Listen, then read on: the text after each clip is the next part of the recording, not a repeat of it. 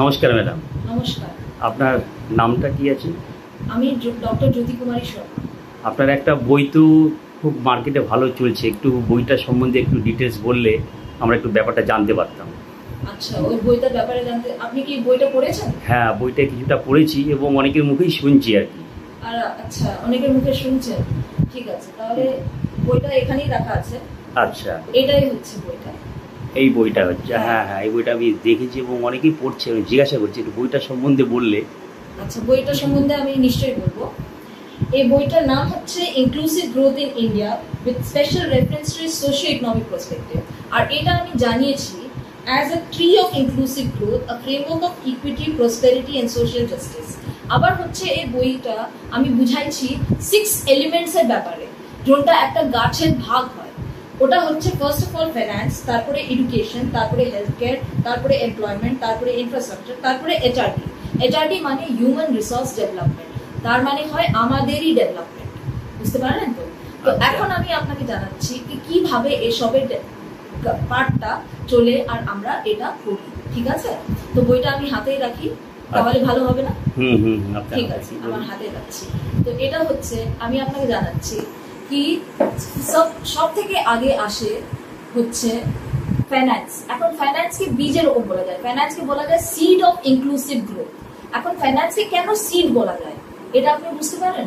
এটা হচ্ছে কথা দ্যাট ফাইন্যান্সকে সিড বলা যায় কারণ হচ্ছে যেরকম একটা বীজ আমরা যদি ভালো জায়গাতে না লাগাই বা ভালো প্রকারে না লাগাই আর ভালো ব্যবস্থা দিয়ে না লাগাই, ভালো মৌসুমে না লাগাই, তাহলে ওটা কোনো গাছ দেয় না। ওরকমই যদি ইনভেস্টমেন্ট আপনি করেন ফাইন্যান্স দিয়ে, ওটা যদি সই জায়গাতে না করেন, যদি সই তরিকাতে না করেন, লিগালি না করেন, তাহলে ও আপনাকে যুক্তি বা উন্নতি দিবে না। এটা আমি এক্সাম্পল দিয়ে বুঝিয়ে দিচ্ছি। এটা হচ্ছে মেন কথা। আপনার দেখেন, আপনারা বাচ্চাদেরকে পড়ান, আপনারা অনেকবার এটা হয়ে যায় কোন স্কুলে পড়াবো, কি করব। কেউ কেউ বলে আমার কাছে টাকা ছিল না, বা কেউ কেউ বলে কি না আমি গভর্নমেন্টেই পড়াই দিই, এটা করে দিই, ওটা করে দিই। কিন্তু আপনারা এটা দেখেন না কি কোথায় বাচ্চাদের কি ভবিষ্যৎ আছে। কোন স্কুলে ওরা যাবে, ওই স্কুলতে যেহেতু ভালো ভবিষ্যৎ ওরা পাচ্ছে কি পাচ্ছে না। যদি ওই স্কুলের পারফরমেন্সটা ঠিক না, তাহলে ওখানে ওই ফাইন্যান্সটা যদি আপনি লাগান আর শুধু পয়সা কম ঠিক করার জন্য আপনারা যদি ওকে পাঠান, তাহলে কি ওর ভবিষ্যতে উন্নতি আসবে? কোনোদিন আসবে না। আবার আমি আপনাকে বাতাচ্ছি এটা লিগালি প্রসপেক্টিভ। দেখেন, এসএসসির ঘটনা ঘটলো, কেমন ঘটলো? ওরা ফাইন্যান্সটা ব্রাইবারির জন্য ইউজ করলো, তো ব্রাইবারির জন্য ইউজ করলো তো ফেসে গেল না। তো লিগালি যদি ফাইন্যান্সে ইউজ না করেন, তাহলে কি আপনার উন্নতি হবে? কোনোদিন হবে না, এক না একদিন তো ধরা পড়বেনি। তো ওর জন্য ফাইন্যান্সকে বলা হয় বীজ। এখন এডুকেশন মানে শিক্ষা, শিক্ষাকে বলা হয় জড়, মানে রুট অফ ইনক্লুসিভ গ্রোথ। ওটা হচ্ছে শিক্ষাকে রুট কেন বলা হয়? কারণ নলেজ হচ্ছে, জ্ঞান হচ্ছে বেস অফ এভরিথিং। সবকিছু জ্ঞান দিয়েই শুরু হয়। এখন জ্ঞান যদি সই মার্গে আপনি না নেন, তাহলে আপনার উন্নতি কোনোদিন হবে না, যদি ওটা স্ট্রং না থাকে। এখনকার বাচ্চারা কি করছে? সব টাইমে টিউশন টিউশন টিউশন, না হলে chat GPT, AI tools use করে করে নিজের ব্রেন ইউজ করছে না। তাহলে এভাবে যদি পড়াশোনা করে, তাহলে কি ওদের নলেজ স্ট্রং হচ্ছে?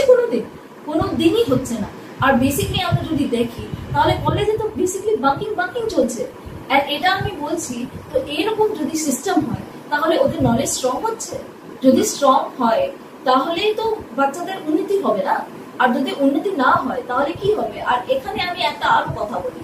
দেখেন, এখন অবধি স্কলারশিপ দেওয়া হলো, কিন্তু স্কলারশিপ শুধু দেওয়া হলো কিসের ব্যাপারে? কোটা সিস্টেম বা এপিএল বিপিএল, কি না?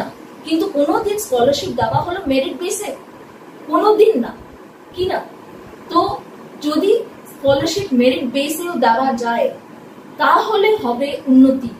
কারণ যদি 80% এন্ড অবভ, 80% যদি যারা পায় ওরা স্কলারশিপ পায়, তাহলে বাচ্চারা সবাই পড়তে দৌড়াবে। কারণ ওরা ভাববে এখন আমি পড়াশোনা করবো, তা আমিও স্কলারশিপ পাবো। তো মেরিট বেসে দেন যদি উন্নতি চান কান্ট্রি।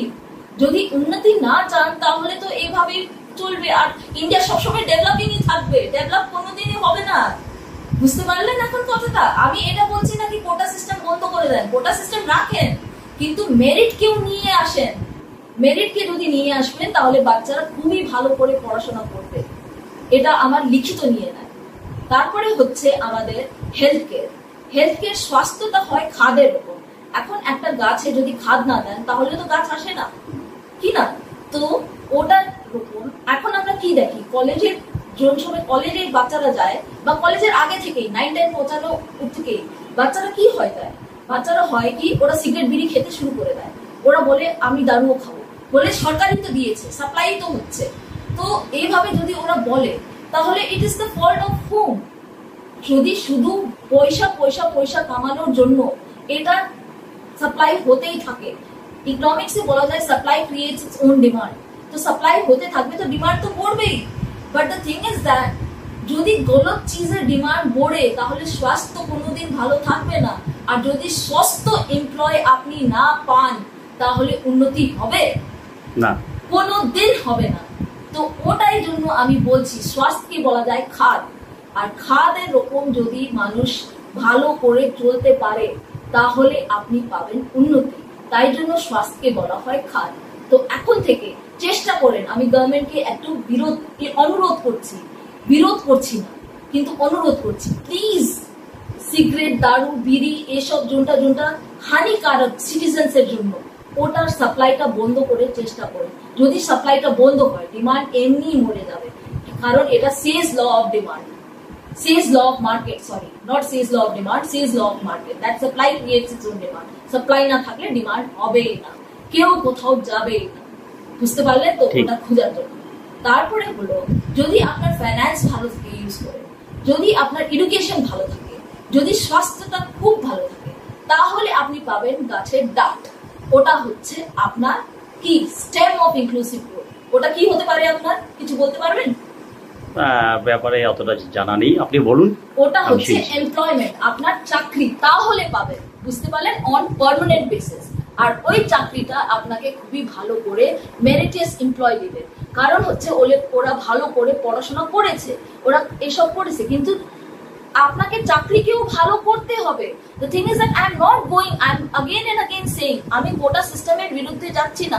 আপনাকে সিট রাখতে আছে, যদি রিজার্ভেশন রাখতে চান রাখেন, সিট রাখেন, বাট কেন মার্কসলেস রাখছেন বাবা?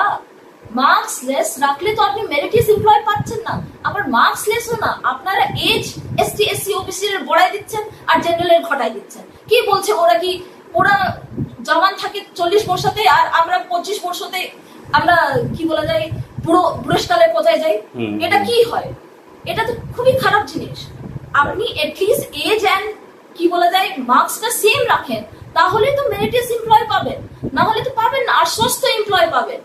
আর একটা কথা, দ্য থিং ইজ দ্যাট যদি আপনি পয়সা কমতি রাখতে চান তাহলে এপিএল বিপিএল অনুসারে রাখেন, কারণ হচ্ছে এসটি এসসি ওবিসি তে ও অমির মানুষ এখন আছে, আর এটা হচ্ছে কি জেনারেলেও গরিব মানুষ আছে। তো আমাদেরকে এপিএল বিপিএল অনুসারে রাখতে হয়। আবার বলছি, আমি কোটা সিস্টেমের আগেন্স্ট যাচ্ছি না, সিট রাখতে চান রাখেন, কিন্তু এসব করলেই আপনি মেরিটিয়াস এমপ্লয় পাবেন, তাহলে এমপ্লয়মেন্ট সিস্টেমটা গভর্নমেন্টে স্ট্রং হবে আর আপনি ভালো ভালো লোক পাবেন চাকরি করার জন্য। আর যদি ভালো ভালো লোক পান তাহলে আপনি ব্রাঞ্চেস পাবেন স্ট্রং। ব্রাঞ্চেস মানে ইনফ্রাস্ট্রাকচার, যে যারা আপনার রোড বানায়, রেলওয়ে বানায়, হাউজিং বানায়, ওয়াটার সাপ্লাই দেয়, ইলেকট্রিসিটি দেয়, এসব যদি মেরিটিয়াস আপনি পান তাহলে ইনফ্রাস্ট্রাকচার কত ভালো হয়ে যাবে ইন্ডিয়াতে বলেন। যদি এরকম ভালো হয়ে যায় ইনফ্রাস্ট্রাকচার তাহলে তো ফল তো এমনি ভালো পাবেন, যোনটা হচ্ছে হিউম্যান রিসোর্স ডেভেলপমেন্ট। আর এই ফলকে তারপরে আমরা খেতে পারবো, আর এই ফল যোন সময় খাবেন তারপরে আপনি পাবেন equity, prosperity and social justice, and সবাইকে খুশি রাখবেন। আর ও সময় হবে India is a developed country. এটা শুনতে চান না আর এটা চান না জীবনে, তাহলে ইনক্লুসিভ গ্রোথটা নিয়ে আসুন। Thank you very very much.